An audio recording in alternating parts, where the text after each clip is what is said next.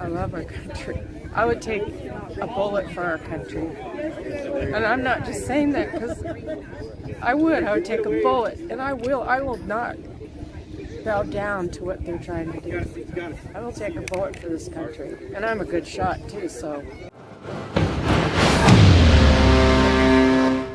We had to mask up temporarily, but then that wasn't happening. No, it hasn't affected us, and I think that's a good thing. But another thing is if you don't lose, we have cruised through this so easily that I don't think a lot of people have taken it seriously. But then going across the United States and then talking to people about how it's affected people, yeah, it's affected us horribly. But it isn't just about the COVID. But no, it's not. It's about the people that allowed the violation of our rights for 2.5 years in general. The bribery and through lobbying is how I see it. But it's the most corrupt government. But that's one thing. If you like Trump or not, he actually opened our eyes to what is happening, and I thank him for that. But if we don't fight for America right now, it's gone. Agreed. This is it. All hands on deck. So that's why we went on the journey across America. Because so if we vote and we feel like it doesn't count, we're screwed. We've got to get rid of the Dominion machines, the ballots. It was just totally corrupt. But I think people's eyes are open right now, right? And we have to join together and stand, or our America will not be what we know it to be. Yeah. I am all about our freedom. And I love our country and the Constitution. I love our Constitution, and this government, they're just stomping on the Constitution. They're doing whatever they please, and they're getting away with it, but not for long, because people are waking up, and we need to be on our knees for America because it's a great country. That's powerful. I love our country. I would take a bullet for our country. And I'm not just saying that because I would take a bullet, and I will not bow down to what they're trying to do. I will take a bullet for this country. And I'm a good shot too, so I will. I'll fight for this country every inch of me that's left. I'm going to be with this convoy as long as I can. Yeah, it was so hard when we left Hagerstown. We cried.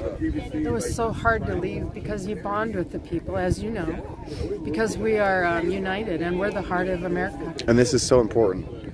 All right, this is bigger than this convoy. It's bigger than any other movement that's going on or has gone on for a long time.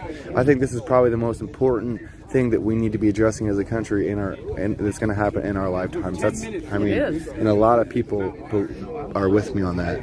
You know, I'm glad you agree. We were the vehicle when we went across the U.S. People said, I don't know what to do. I don't know what to do. But then when they saw us going across the country, and you guys know, we gave them a reason to wave their flags again and to be proud to be an American. And we gave them that hope again as a convoy. So, but a lot of people just think that, this is not happening. Everything's going to go back to normal. It was not going to go back to normal, and we have to fight for it. So, what are some of the tools we can utilize to fight back? I'm armed and dangerous. Second Amendment, baby. No, I'm just kidding. Yeah, no, I'm not kidding, actually. No, I believe in all of our rights. But I don't know, it's a loaded question. My mind's spinning because I always have so much to say. I know. Well, there's lots of tools. There's lots of tools we can use. Lots and lots and lots and lots. And maybe just pick one. Well, my tool, I go back to God because when I can't sleep at night and I see what's happening to our country, I have to say, God, you got this right. Because He loves America and He loves His people.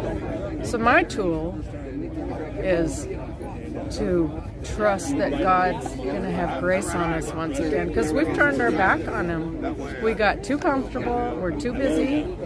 And maybe sometimes we need to lose some of our freedoms and things to realize what we had. I always say there's no atheist in a foxhole.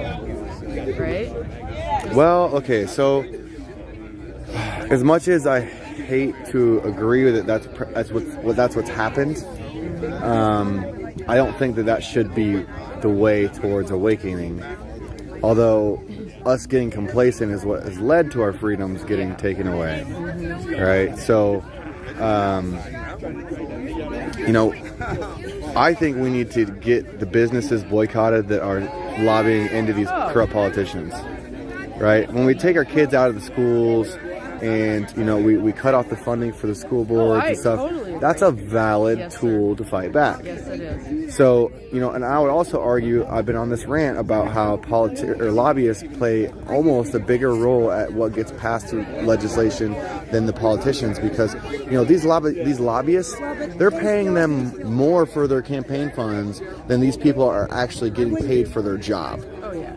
Okay? So if they think that if the people actually think that they work for us, they probably work for the lobbyists. Just saying. What are your thoughts about exposing the businesses that are lobbying into these corrupt politicians and the corrupt violation of our rights that has been occurring for decades? Well, it's happening. It's not fast enough, and the go woke, go broke. But we have to realize what's happening with these companies, and they're totally corrupt. And I think people are waking up to it. We got to quit using a lot of these companies. But just the corruption. The corruption's so deep, and we didn't realize it. We just kind of were going on with our lives. But I think a lot of it's coming to surface now. I think people are really seeing, but we can't support them either, right? No. We got to expose them and get them out of office. Yeah. Oh, absolutely. Yeah. But we got to get our voting system so it's not corrupt. Yeah, I know. That's the one thing we got to fight for. So. You got a question? Too late? Too late. Dang it. We tried to find you yesterday. Good talking to you, brother. Yeah, I got him changed. And what was your name, sweetheart? Kim. Kim? You got him? Nice to meet you.